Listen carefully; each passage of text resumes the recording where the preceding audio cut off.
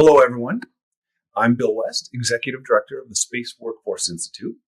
Today, I have the delight of interviewing Doug Loverro, a well-known and beloved member of the space community with a rich history of contribution through NASA, through the Department of Defense, through the Space and Missile Center, Missile Systems Center, and even more. And Doug is now president of his consulting firm, which is aptly named Loverro Consulting. As a quick background, the Space Workforce Institute was created to be the workforce standards institute for the space industry, bringing together academia, private organizations, agencies, academia to create job role workforce standards and professional credentials, certification programs, certificate programs to really create new pathways into the space industry from any stage of academic or professional career and ongoing professional development. So to help set our vision, we assembled a fantastic executive advisory committee to really help set the vision and direction and prioritization for where we need to go. Doug is a key member of our committee. I'm excited for you to get to know him today. So good afternoon, Doug. Good afternoon, Bill. How are you today? Good. Thank you. First of all, thank you so much for your service on our committee. You've been instrumental in helping set our vision, helping us get underway to the point where we actually now have 7 foundational certificate programs. If you wouldn't mind, please kick us off by sharing a little bit about your background, including your history in aerospace and credentialing industries, and even developing workforce talent and the credentials that we see out in the market today. Absolutely. I could take you literally and tell you about my background, which is New York Harbor, which was from a sailing trip. Yeah, exactly. And actually, it is a great place to start because I hail from New York, born in the Bronx many years ago. So my background really, my professional background began when I entered the Air Force. Back at 18 years old, entered the Air Force Academy with visions of being an astronaut someday. Anybody who grew up in my generation, which is probably at least a generation older than your generation, Bill, and watches the moon landings live, we all grew up wanting to be astronauts. And so I went to the Air Force Academy with hopes of doing that. For reasons that aren't worth going into, it ended up rather than sending myself into space, I decided that sending things into space is better. And so my Air Force career quickly narrowed down to focusing on satellites and space things. Of course, at the time, there was no Space Force. There was just an Air Force. And so we did most of the nation's defense-focused space business within the Air Force. And I had the privilege of leading some of the biggest and most important space programs in the U.S., including for several years being in charge of the GPS program for the nation, which was a fantastic opportunity and just an honor to be able to do that, given how much GPS affects all of us in our daily lives. But from launch vehicles to space-based lasers during the SDI days to all sorts of defense communication satellites, and everything you could think of that the Space Force does in space or the Air Force does in space, and today the Space Force, I was able to participate in during my career. When I was in my last job in uniform, I went to work at the National Reconnaissance Office, so I got to work on the intelligence side of space and ran some of the biggest programs that the National Reconnaissance Office had at the time. And then later, when I retired from uniform after 30 years of being in uniform, I loved space and working on space in the government so much that I went back to run, really be the second in charge of the Space and Missile Systems Center, which you've already mentioned, which is today called the Space Systems Center in Los Angeles, which oversees all of the Space Force acquisitions and the developments of space things. And then I was also lucky enough for a very short while to go ahead and join NASA to run the Human Exploration Program for NASA.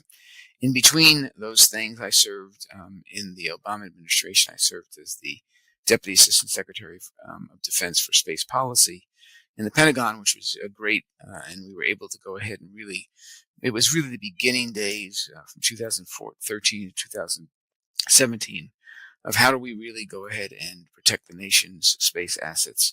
And that work that we did then and work I did as a private citizen after leaving the administration eventually led to the creation of the Space Force. It's just been a fantastic, almost 50-year ride now, 47-year ride. So a fantastic time. Wow. Well, thank you, first of all, for your service in uniform and obviously your ongoing contribution to the space industry. I am new to the space industry. My background is in professional credentialing, but as I've gotten to know people, everybody knows you, and you are clearly, as I mentioned before, a beloved figure. So it's very fun to be associated with you here at our work at the Space Workforce Institute. So Doug, with that amazing background and with all that you continue to do and invest in the space economy, what drew you to the Space Workforce Institute to really help lead our vision? Well, a couple of things. I mean, number one, you and I met over virtually, and talked about the vision. And I'm a huge believer in the fact that you need the tools to go ahead and be part of this advanced industry that we're a part of. You may have noticed, I think the Space Foundation released its space economic report, and they now value the space economy at $617 billion. That's at least $200 billion more than it was just about 2 or 3 years ago. And that's an incredible number. And of course, there are predictions of that number going to $1 trillion and more than. And in fact, the latest prediction that I saw, and I don't know if it's credible or not, but to go into $4 trillion a year in the space economy by 2040. That's a major economic impact.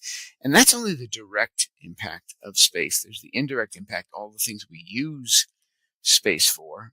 So that the $4 trillion I just talked about, or the 617 billion today, that's if you actually buy a space service, but that doesn't represent what you use a space service for. So space is critical to a modern economy. Yeah. And quite frankly, in the U.S., we have been focused on other things that are important, AI and those kind of things, but we've lost a lot of the knowledge and a lot of the engineering talent that really led to the renaissance in space that we all enjoy today. And that's that's natural. It was obviously the major academic and engineering focus of the 70s and 80s, but that's moved on. Although individuals like Jeff Bezos and Elon Musk have reignited excitement in the space industry. But I'll give you an example for that's current right now. We're trying to get back to the moon, right? And we're having problems. And quite frankly, NASA's not on the path to get back to the moon by 2030, which is embarrassing, given that we got there the first time in less than 8 years. And that just tells us that something's not right about the workforce that we have and the ability to marshal that workforce for this advanced economy. And we have competitors who are growing up and getting really good in this area, China obviously amongst them. So I think it's critically important that we focus on that training and education necessary to support that economy, to support the national need that's going to lead to us staying ahead in space for the foreseeable future. Yes, that's one of our core mission areas. Is as we see so much investment, advancement, and part of what we're saying is don't forget the people. Right, it can be all for naught if you don't have the right people to support it. Why do you think it's so often overlooked, the talent development?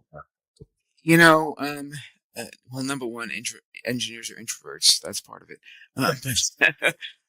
No, seriously, we have always enjoyed in the U.S. The notion that our universities and our colleges produce the number of people we need to go ahead and support industries. But that's actually only a post-1950 kind of experience for us. Before that, it was not true.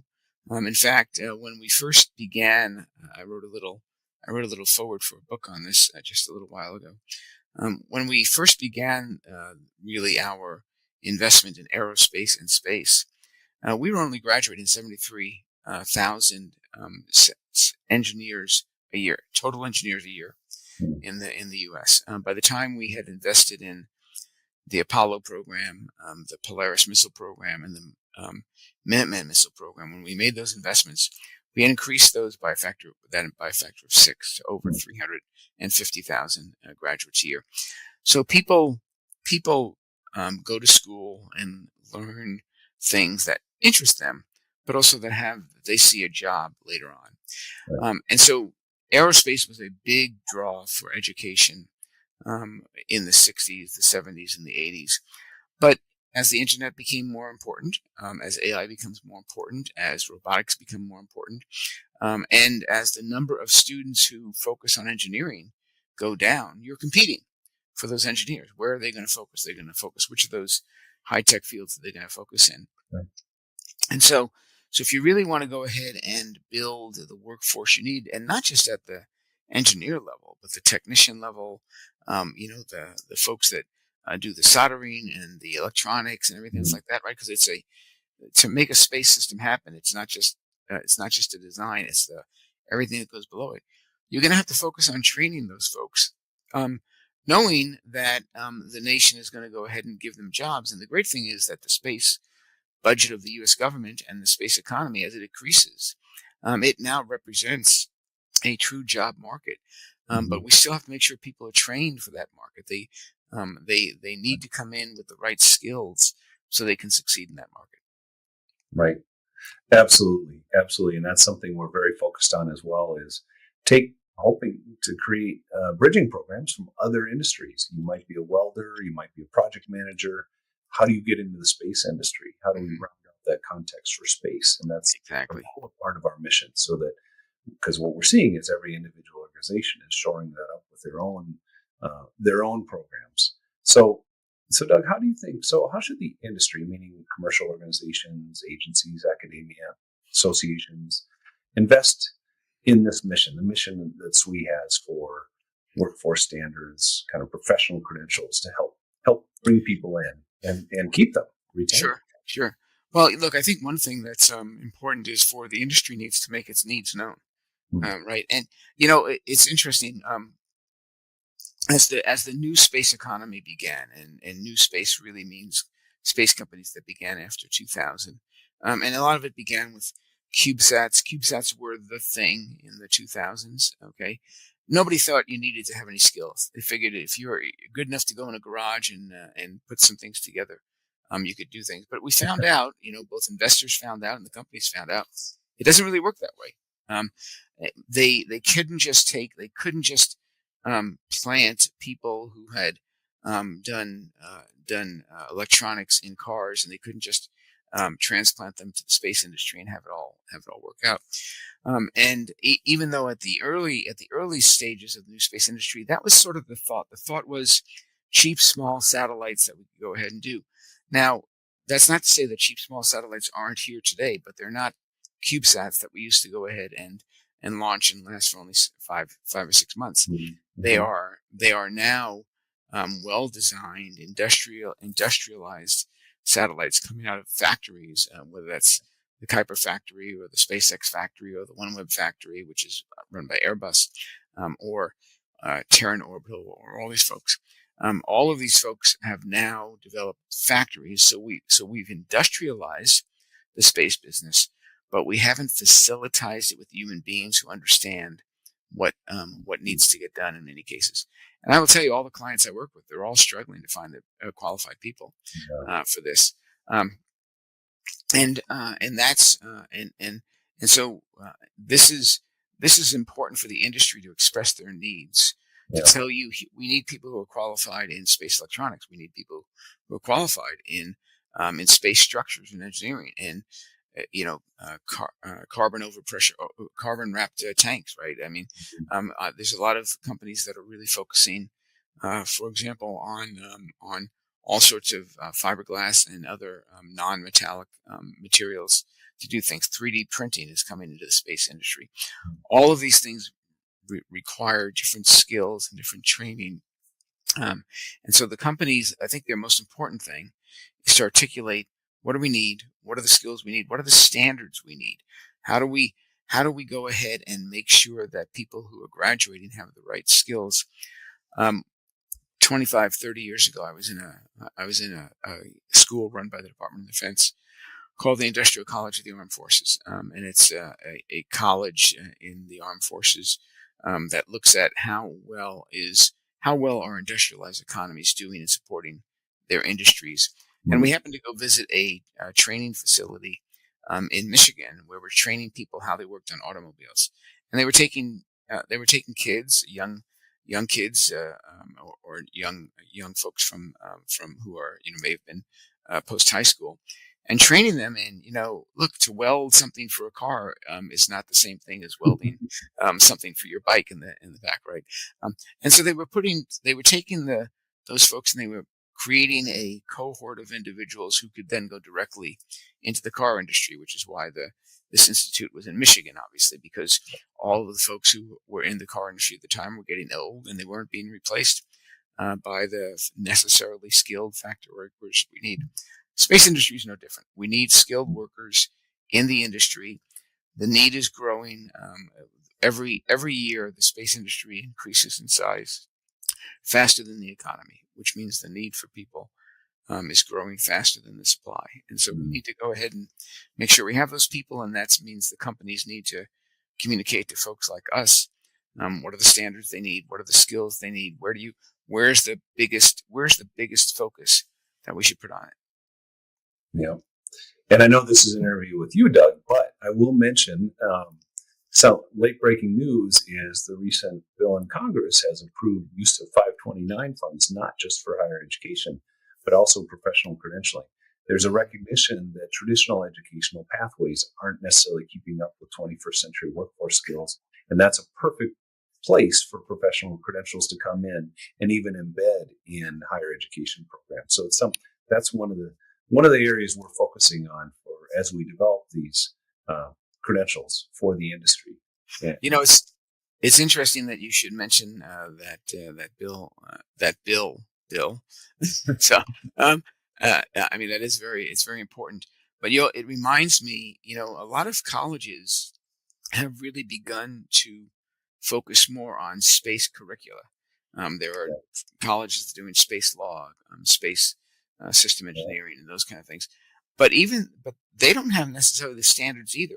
Their standards are still in development. I think people like the Space Workforce Institute are going to be critical in helping to develop those standards and helping to go ahead and make sure they're acknowledged and accredited across the industry. Yep. Thank you for mentioning that. It is a core part of what we're doing. We want to create those standards, the job role blueprints that academia can align to for their programs. So that's the key part of what we're doing. Yep. So, excellent. Yeah. Well, I guess my last question for you, Doug, is so what are you working on? What's going on now, and what's next for you?